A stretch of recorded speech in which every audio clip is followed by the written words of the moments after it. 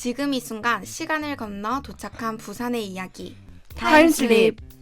안녕하세요. 부산의 시간을 따라 걷는 여행 타임슬립입니다. 오늘은 시작부터 조금 특별하죠.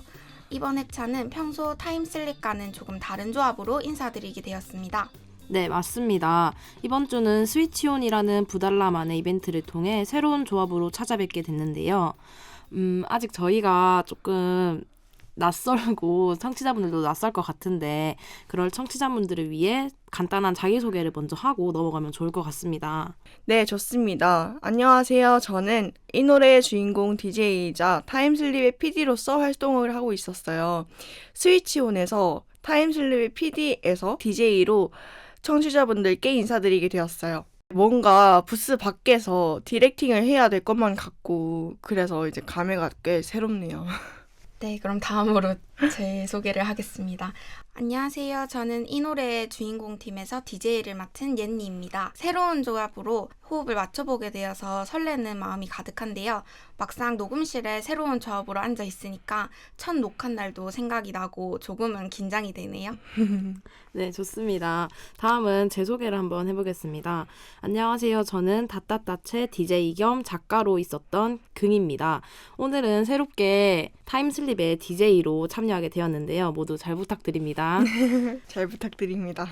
뭔가 익숙한 사람들과 호흡을 맞추다가 이렇게 또 새로운 팀원들과 함께 앉아 있으니까 괜히 조금은 낯설고 또 새로운 기분이 드는 것 같은데 두 분은 어떠신가요? 저는 두 분과 이렇게 같이 프로그램을 하는 게 처음이라서 조금 더 긴장이 되는 것 같습니다. 그래도 비아님과 예니님은 이 노래의 주인공에서 이미 한번 호흡을 맞춰보셨으니까 저는 두 분의 흐름을 한번 잘 따라가 보도록 하겠습니다. 아, 또 그렇게 말씀을 하시니까 저희가 약간 어깨가 무거워지는 것 같습니다. 그러게요. 괜히 오늘은 또 찰떡 호흡을 한번 보여드려야 될 것만 같고 그런 기분이 듭니다.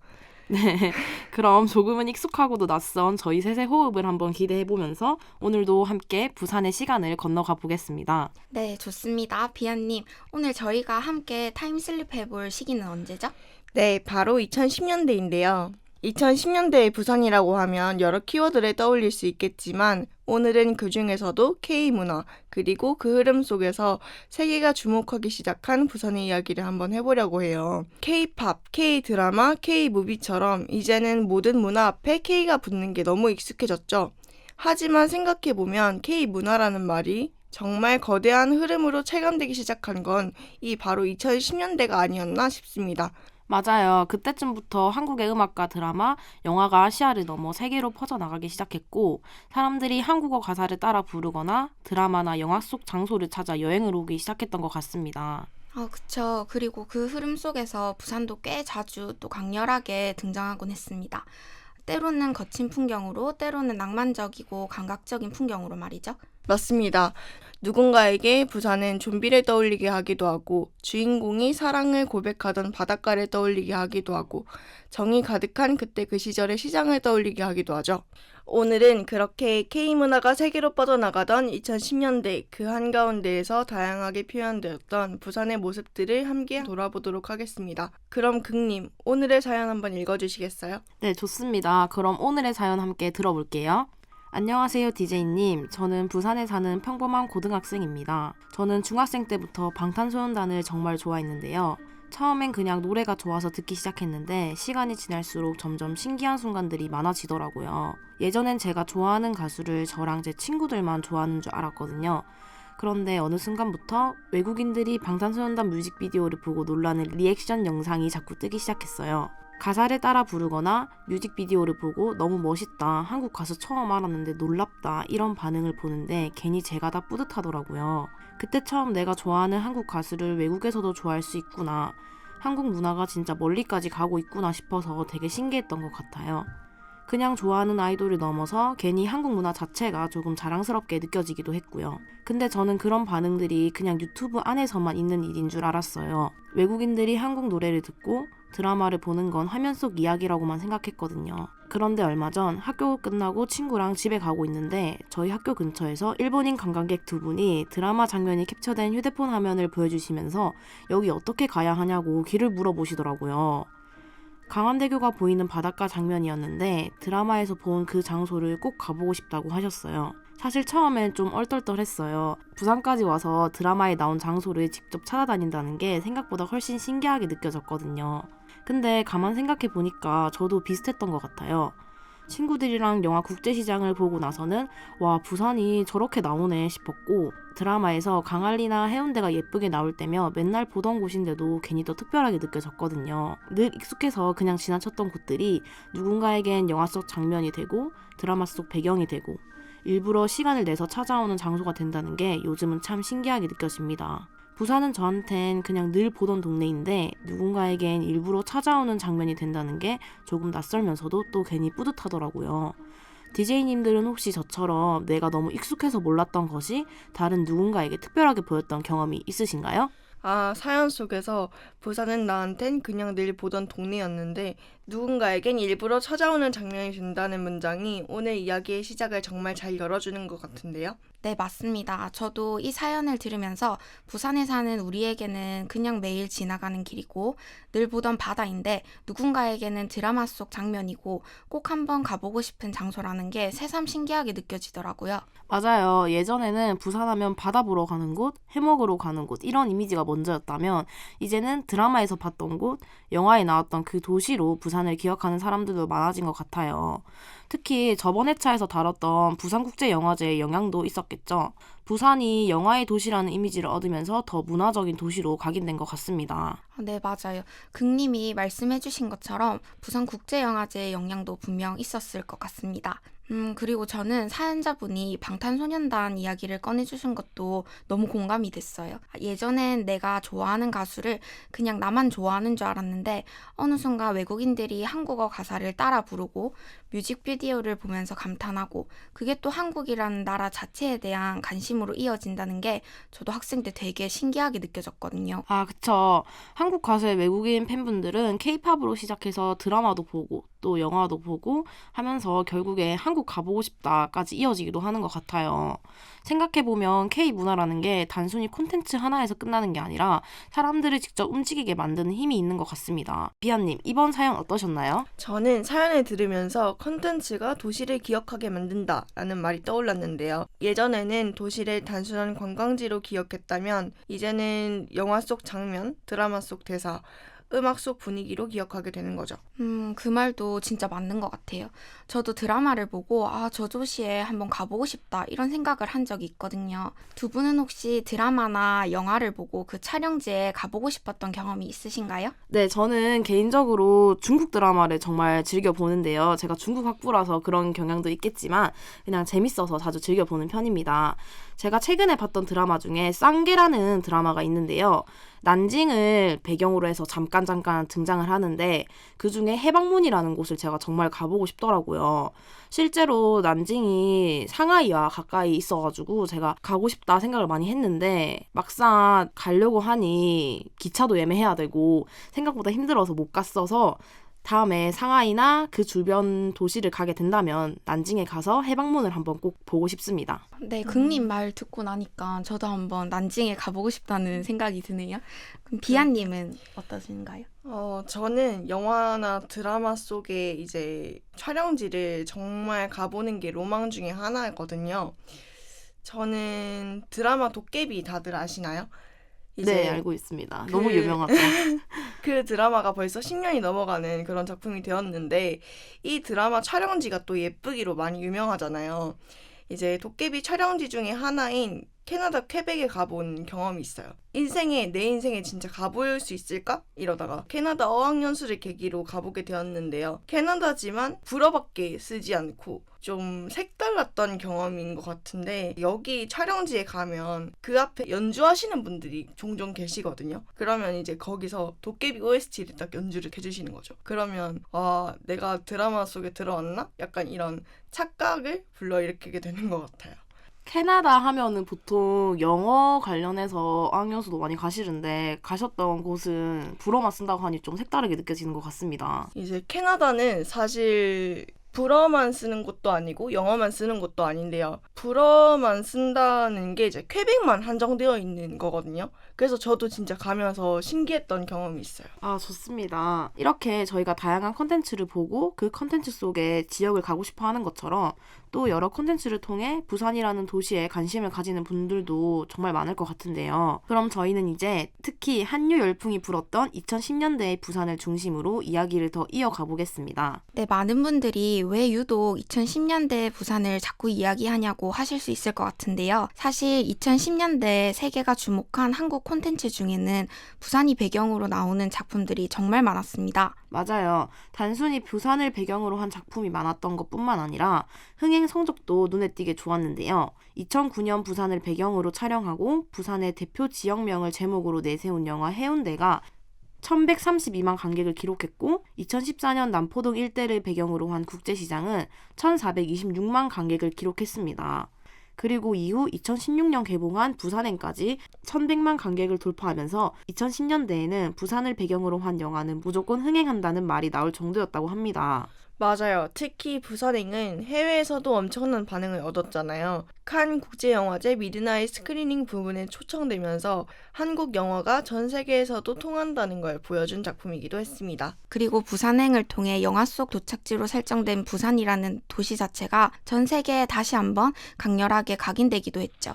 이게 부산이라는 이름이 훨씬 더 넓게 퍼져나간 계기가 됐다고도 할 수 있을 것 같습니다. 네, 맞습니다. 그리고 2010년대 드라마에서도 부산이 배경으로 많이 등장을 하는데요. 그 중에서도 특히 2012년에 방영된 응답하라 1997은 정은지 배우와 서인국 배우의 리얼한 부산 사투리가 드라마의 매력 포인트가 되면서 큰 사랑을 받았었죠. 두 분은 혹시 이 드라마를 보셨나요? 아, 당연히 봤습니다. 저는 서인국 배우의 열렬 팬이기도 하면서 드라마 속에서 보면 대문 앞에서 윤재가 시원이한테 만나지 말까? 이러면서 3번 이야기하는 거 있잖아요.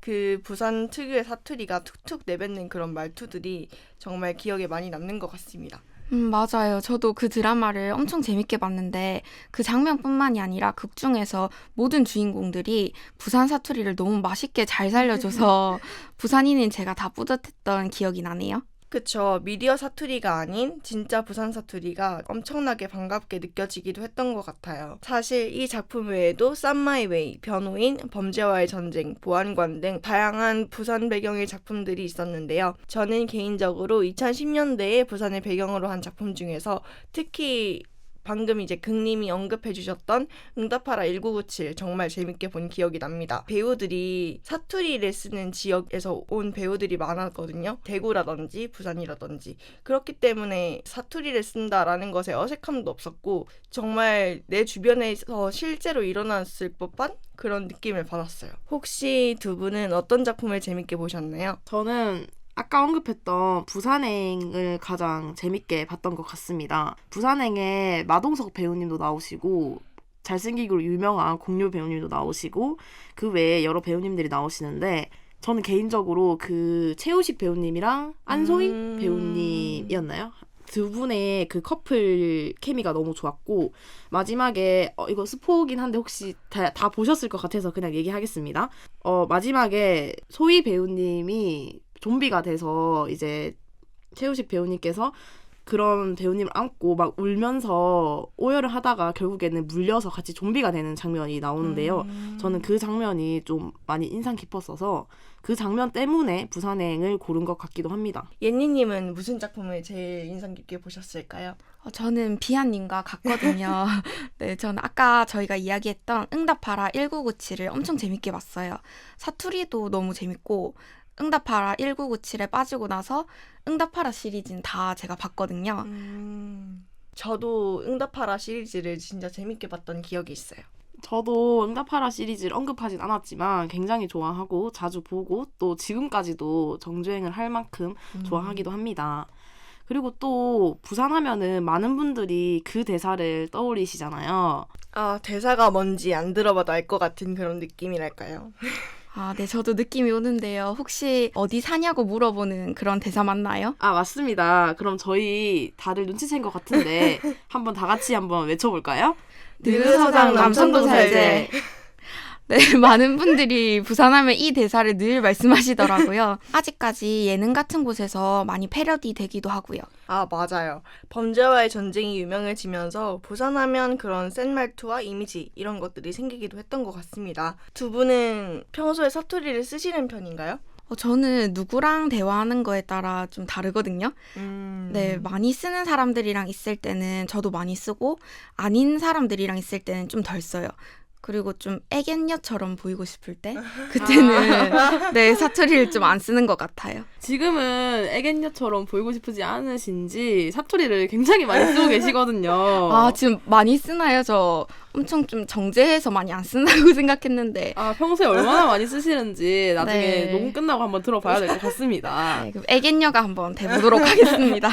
네, 저도 사투리를 굉장히 많이 쓰는 편인데 지금 저도 좀 자제를 하고 있거든요. 다들 제 목소리 어떻게 듣고 계신가요?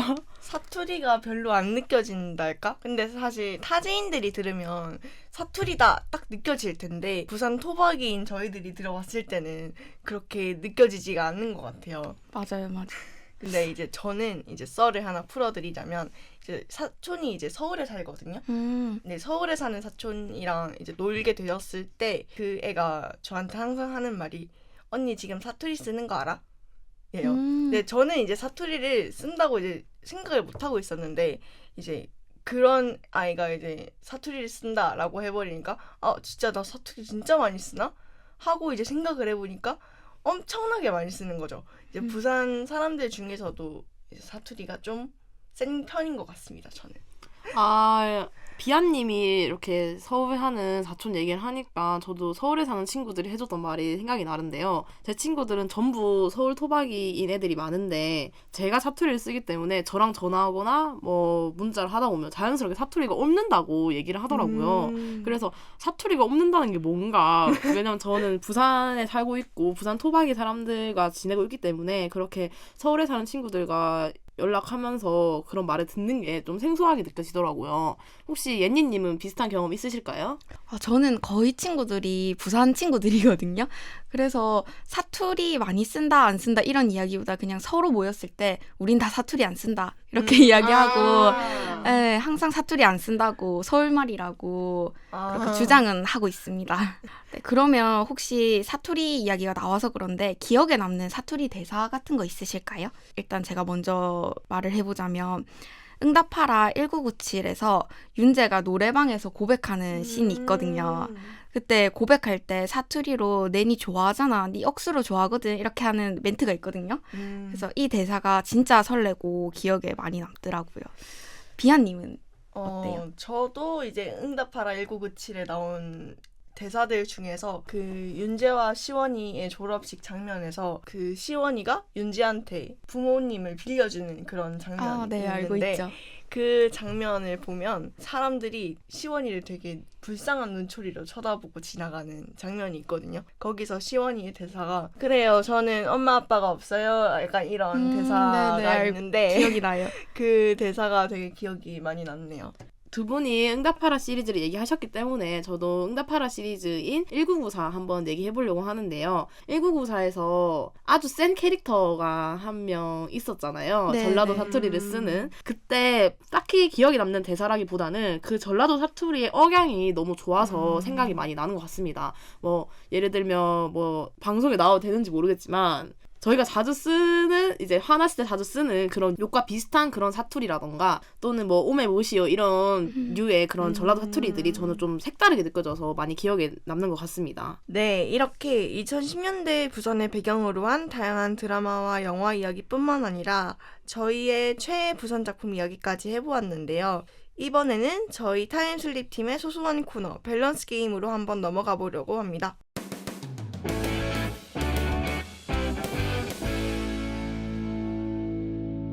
만약 외국인 친구에게 부산을 딱 하루만 보여줘야 한다면 해운대 광안리 더베이와 같은 와 부산 진짜 예쁘다 싶은 바다 감성 코스 vs 국제시장 남포동 자갈치 감천문화마을과 같은 이게 진짜 부산이지 싶은 로컬 감성 코스.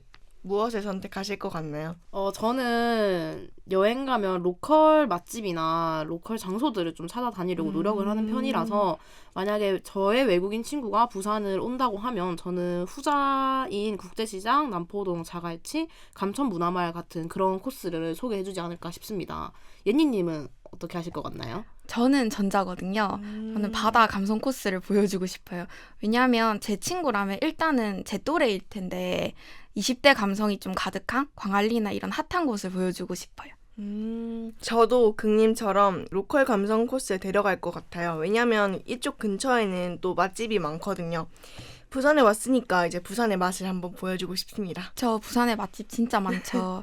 네, 그럼 이번에는 두 번째 질문으로 넘어가 볼까요? 2010년대 K문화 속 부산을 대표하는 건 부산만의 말맛이 담긴 사투리다. vs 부산만이 가진 바다와 야경 같은 풍경이다. 일단 저부터 말씀드리자면 저는 사투리거든요. 부산 하면은 또 사투리가 유명하잖아요. 극님은 어떠세요? 저는 이 질문 조금 어렵다 생각을 하는데 그래도 사투리를 고르는 게 부산 사람으로서 도리이지 않나 생각이 듭니다. 네, 저도 사투리를 골랐는데요. 이렇게 되면 셋 다 만장일치네요. 네, 그러니까요. 저희가 처음으로 의견이 다 통일이 됐네요. 그러면 더 이상 얘기할 필요가 없다고 생각을 하는데 마지막으로 세 번째 질문 바로 넘어가 볼까요? 내가 부산 배경 천만 영화의 주인공이 된다면 둘 중에 더 싫은 것은 좀비한테 쫓기며 끝까지 살아남아야 하는 부산행 주인공 되기 vs 격변의 시대를 관통하며 산전수전 다 겪어야 하는 국제시장 주인공 되기. 이거 저부터 한번 얘기해 보겠습니다. 저라면 그래도 사람이 살아는 가야 된다고 생각을 해서 저는 좀비한테 쫓기는 게 더 싫다고 고르고 싶습니다. 저도 더 싫은 거는 부산행 주인공 되는 거거든요. 근데 제가 귀신이나 좀비 이런 호러물을 좀 무서워해요. 그래서 보고 나면 꿈에 나오고 그래서 보고 나면 꿈에서 나올 것 같기도 하고 근데 또 주인공이면 계속 좀비도 보고 이런 역할을 해야 돼서 영화 찍는 내내 꿈에 나올 것 같아서 좀 싫어요. 저도 예니님과 진짜 똑같거든요. 저는 공포물을 정말 정말 싫어하는 사람 중에 하나예요. 귀신 나오는 영화나 이런 것도 못 보고 좀비 나오는 것도 진짜 못 보고 이래서 그렇기 때문에 저는 부산행 주인공 되기를 고르겠습니다. 저도 호러물 진짜 무서워해서 살목지 못 볼 것 같거든요. 네. 저도 엄청 좋아하는 배우가 나옴에도 불구하고 못 보지 않을까 싶습니다. 저도 호러물을 그렇게 좋아하진 않는데 못 보는 편은 아니라서 제가 두 분 대신에 한번 보고 후기를 남겨드리도록 하겠습니다. 네, 기대하겠습니다. 네.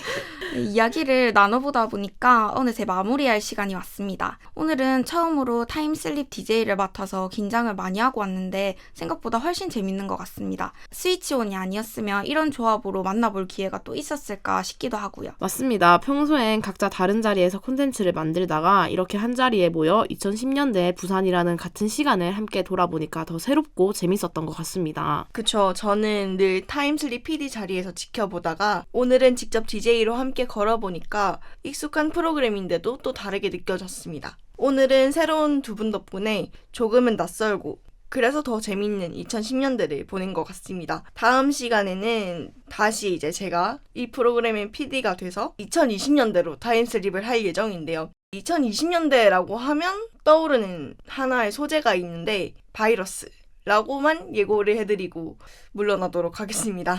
네, 들어보니까 주제를 또 바로 알 것 같은데요. 기대가 많이 됩니다. 네. 기대해주세요. 네, 오늘 함께 돌아본 2010년대의 부산은 영화와 드라마, 음악을 타고 부산이라는 도시를 저 먼 곳까지 닿게 만들었던 시간이었던 것 같습니다. 우리에게 익숙한 풍경은 드라마 속 한 장면이 되고 우리에게 익숙한 말투는 영화 속 한 이야기가 되고 그렇게 부산은 2010년대의 K문화를 타고 세계 곳곳에 천천히 스며들어갔던 것 같습니다. 그럼 오늘의 추천곡으로는 2010년대의 부산을 상징하는 곡이죠. 응답하라 1997의 OST 서인국 정은지의 All For You를 추천드리면서 인사드리도록 하겠습니다. 네, 그럼 지금까지 부산의 시간을 함께 걷는 라디오였습니다. 도시는 변해도 기억은 사라지지 않으니 다음 이 시간에도 타임슬립에서 부산의 기억을 나누어 보아요. 지금까지 부산의 2010년대였습니다.